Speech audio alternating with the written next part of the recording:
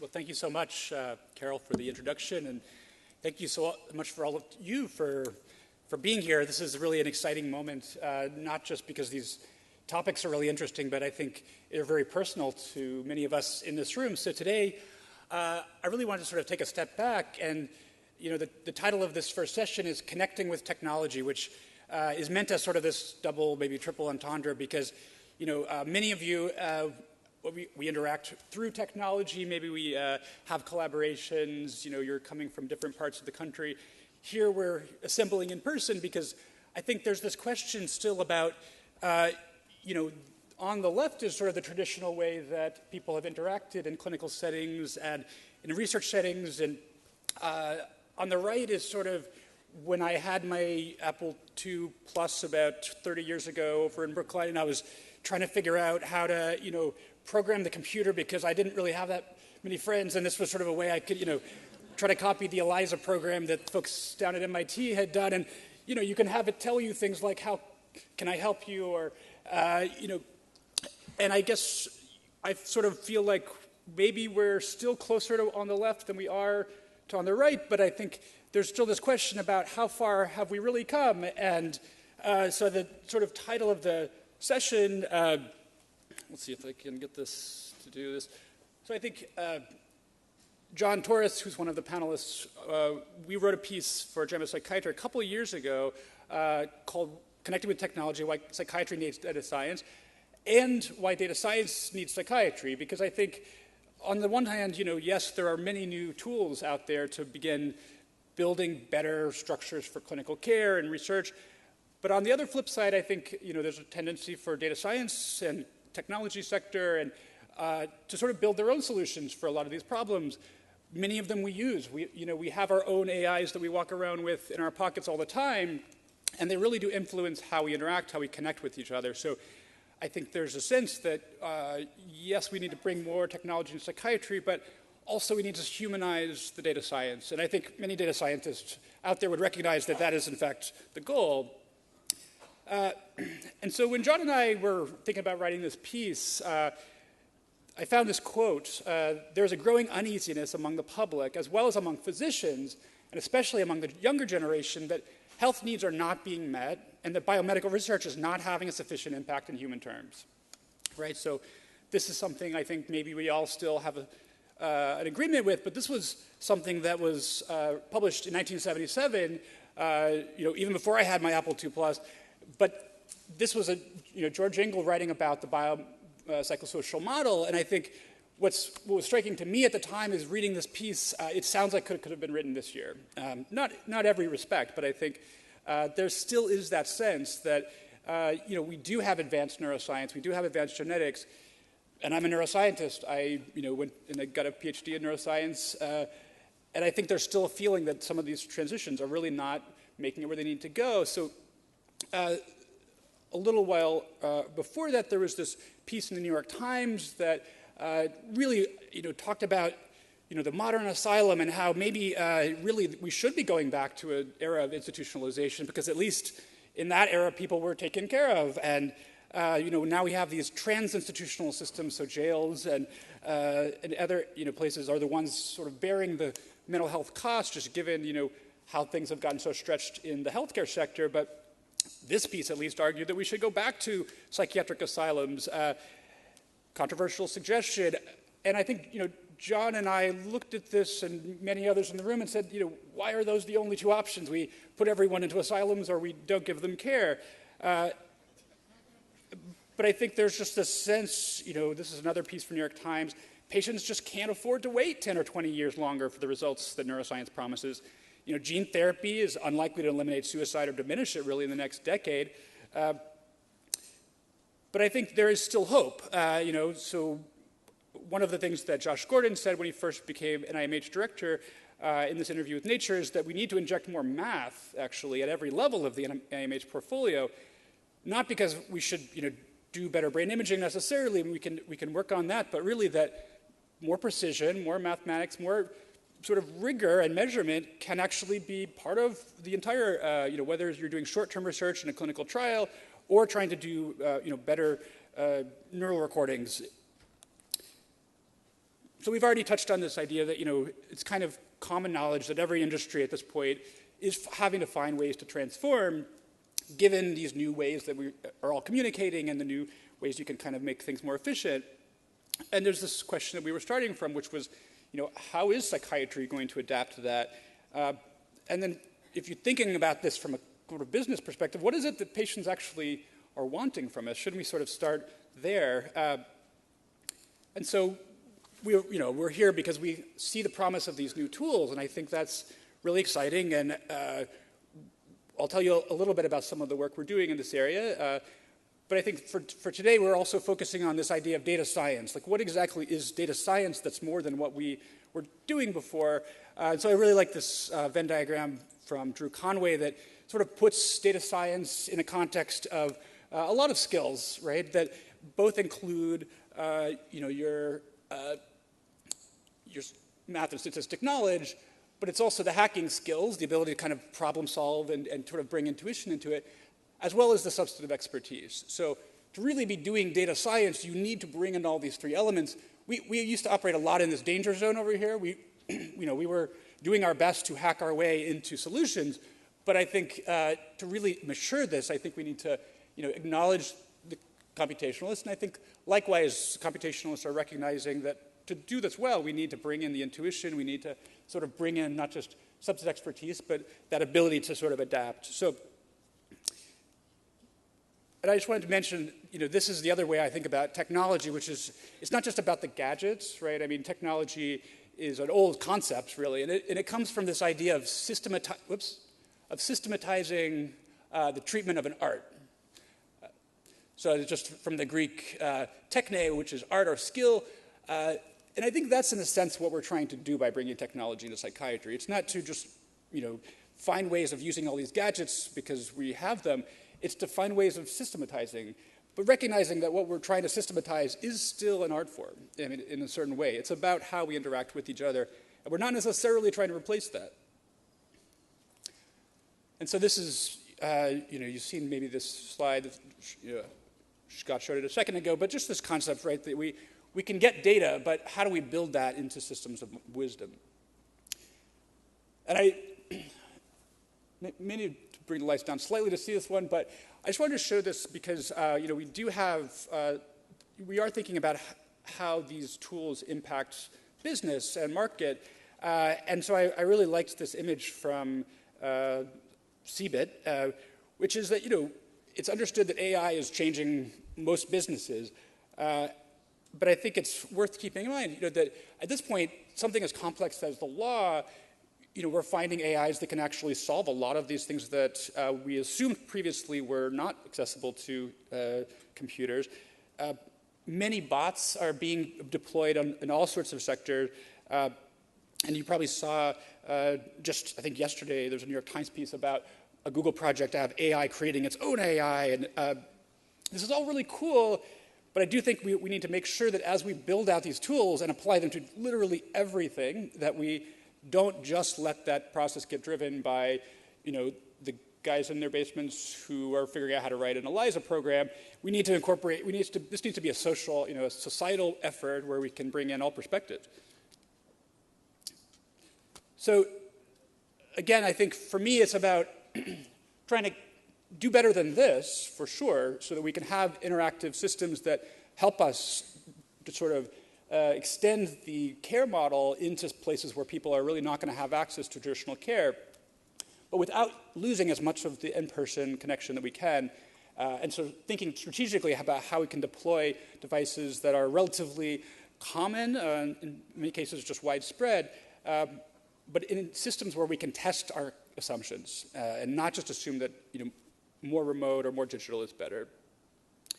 So I'll tell you a couple of quick stories. The first kind of comes back to this basic human interaction. So this is it's meant to be a therapist talking to a patient, maybe in a research setting. And we realized that we were spending a lot of time and money scanning patients, doing fMRI studies, genetic studies, trying to link the brain manifestations of illness with the clinical manifestations. And we were scanning lots of people to try to understand how psychosis, schizophrenia, bipolar disorder emerge from the brain. We figured by scanning enough people, we would be able to make those connections. And then we took a look at the data and just started to think about how patients were symptomatically related to each other, because we knew that if we were going to really be able to make clear biological interpretations, we need to have a sense of these people as really having something we had confidence in behaviorally. But as Scott mentioned, we typically assess these people for relatively short slices of time. And so when we start to look at people with regard to how they look relative to one another, we can take all the patients who have a diagnosis of schizophrenia and we can show them, we can spend a few hours assessing them with this manual, and then what we can sort of do from there is begin to see how they relate to each other. And so if I just show you all of the patients who had a diagnosis of schizophrenia in our study of over 1,000 people, each one of these dots is a person, and so how close they are together is how similar they looked at the time of their assessment. Now you take the bipolar patients who are sort of our comparison group in a lot of our studies, and you sort of just superimpose them, and you see that while there may be a cloud of patients here, and there really is not some clear separation between these two, sort of classically distinct forms of psychosis. And then to make matters worse, you take a concept like schizoaffective disorder, which has its own DSM diagnosis, and maybe a little hard to see because really the schizoaffective patients ends up sort of spanning the entire cloud of dots. And you can throw on your depressed patients, which again, maybe have a somewhat distinctive cloud from the bipolar patients, but it was by no means a clear, distinct separation that was going to make it easy for us to make biological assumptions there.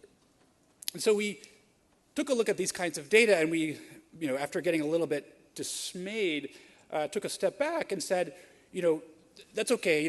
We use this system to assess them. Maybe there are other things that we could be doing that would capture that richness and start to separate people in ways that any clinician would maybe be able to recognize. So we took a step back and said, all right, well, let's just start by recording people's behavior, right? So we know that when people are bipolar, they're going to show a somewhat different pattern of behavior.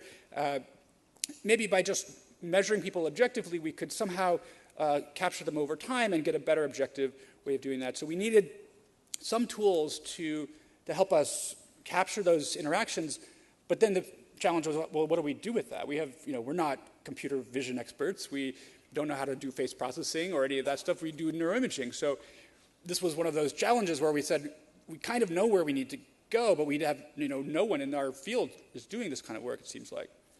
So at the time, we didn't really know where to look. We didn't have those sort of collaborations at that point. So I went where I go when I don't really know what else to look for. And I went to YouTube, and I was able to find this video from Louis-Philippe Ranci's group, who's going to be speaking later today. Multisense is a system that he and others built when he was out at the University of Southern California's Institute for Creative Technologies. They had developed Multisense as a system to actually drive a modern-day Eliza, sort of a virtual therapist that would take stock of your gestures and your speaking and your all your posture and come up with models like this to actually inform the behavior of this avatar, of this virtual therapist, who would then sort of adjust her posture and ask you questions, in a tone that was, meant to be accommodating to that. So I thought that's really cool. I don't know that I'm personally ready to think about the avatar side of it, but on terms of, this technology was perfect for what we needed. So we got in touch with LP's group and were able to get a collaboration going. And just for the technical folks in the group, the way this works is you're taking a video frame of every video frame with a participant, and in real time, you can extract their facial expression based on basically a complex model that's used as machine learning.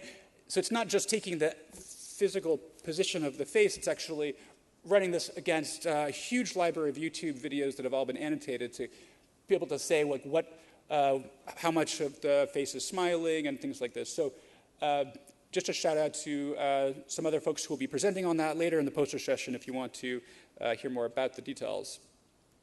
So we took this and decided, okay, well, let's just apply this not initially to our entire clinical interview, the skid, which takes hours. Let's start smaller. Let's start with one of those thin slices that Scott mentioned, which, in 5 or 10 minutes, a psychiatrist can get a lot of information from a patient. So Liz Leipson, who's here, was willing to help us. She works as a full-time job on the inpatient unit with these kinds of patients. So we just asked Liz, well, when you see people for your 5 to 10 minutes, what kind of questions do you ask them?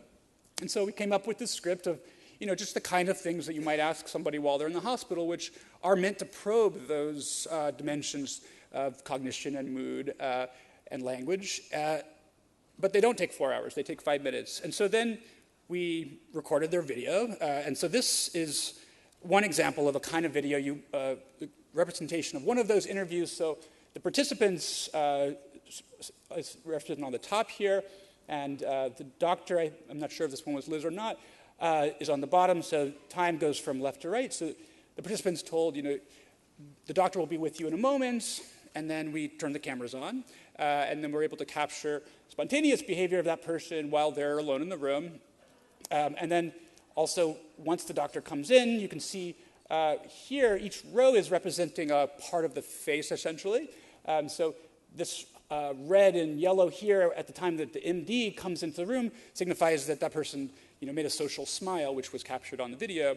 And then you can sort of see how that interview unfolded, right? So I think of this as kind of like behavioral EEG. It's just capturing whatever's happening facially, and we can also put audio and other features of the voice that are kind of changing over time. Because presumably this was the kind of information that Liz was using to assess that patient, face and voice and all of the gestural information that's very rich, but a computer can help make sense of. So we then took these kinds of information, and we can look at that over the entire interview. We can look at it with respect to specific questions. But the idea in general is to try to figure out if we can take somebody who's been hospitalized for, say, a full week. So this on the right is meant to represent one person who we saw over the course of a hospitalization for mania.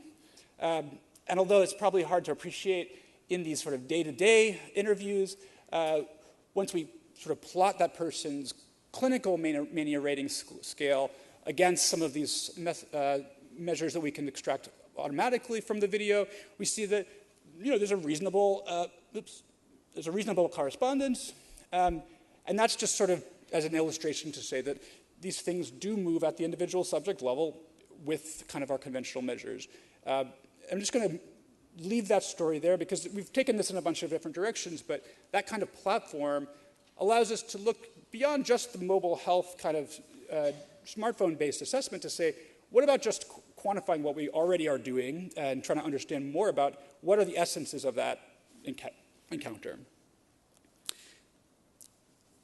Now, I just wanted to mention another kind of study that we're going to do, and I'm not going to get into detail because you'll hear more about this from other speakers, but one of the other things we need to be able to do is assess people over long periods of time after they leave the hospital. And so we study bipolar disorder, which is sort of classically multi-state. So you have states of mania, you have states of depression, and you can basically look across time as one person changes their behavior over these different states.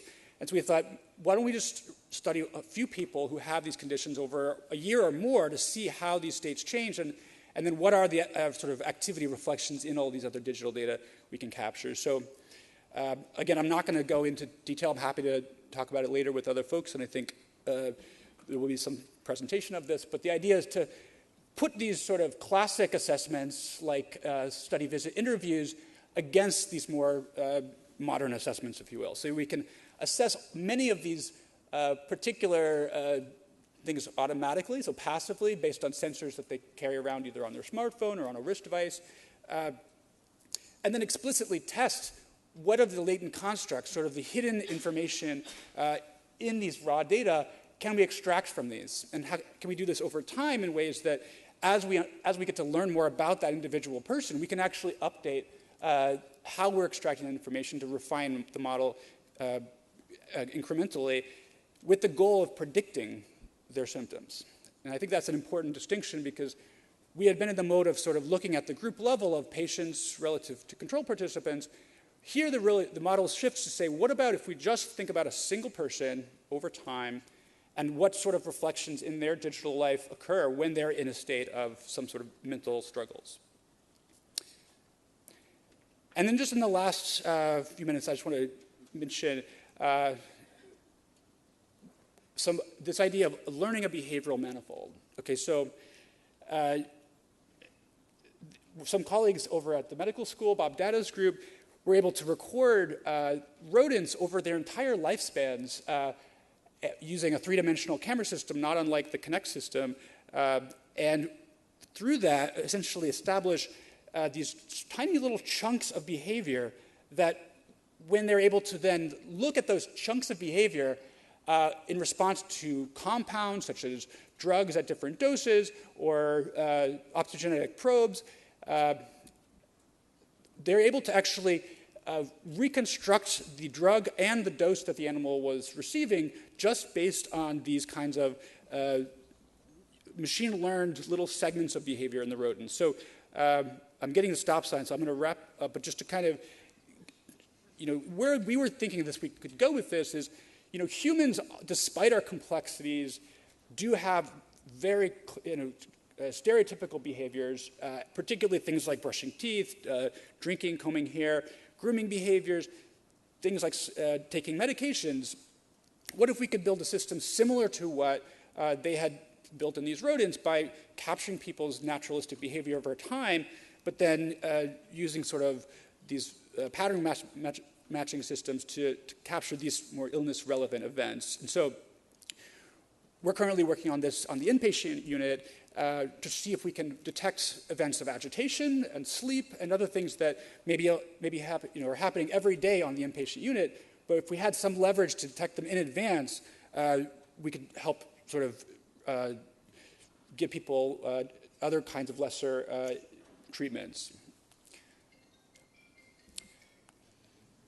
as well as looking relative to the medical record data, which, again, we can begin to see what are the sorts of activity profiles that come right before someone's going to request one of their as-needed medications to maybe get there in advance. So I think the future, is we can really begin to go beyond more of our conventional brain-based measures, our clinical measures.